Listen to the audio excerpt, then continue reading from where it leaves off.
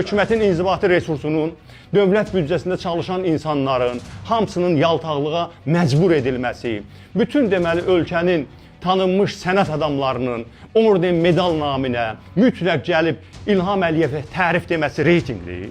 O adamlar ordeni almamışdan 3 gün qabaq deyərdilər də o tərifi.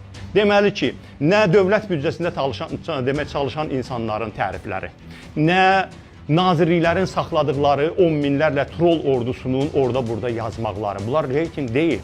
Biz istənilən halda Avropa coğrafiyası sayılırıq. Avropa coğrafiyasında bir dənə ölkə göstərin ki, Belarusdan başqa. Azərbaycan kimi seçki imkanı yoxdur. Deməli, bir Belarusdur, bir Azərbaycandır. Bütün bu coğrafiyadakı burada seçki yoxdur. Amma seçkinin olmamaqda kifayət eləmir.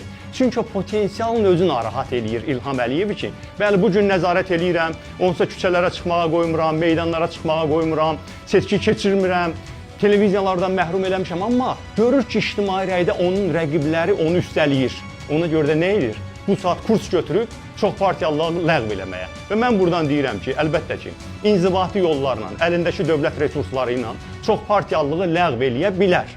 Amma bu Azərbaycana elə dəhşətli pislik olacaq ki, Azərbaycan öz inkişafında o qədər geri gedəcək ki, hətta Azərbaycan hakimiyyəti özünə də bununla çox pislik eləmiş olacaq.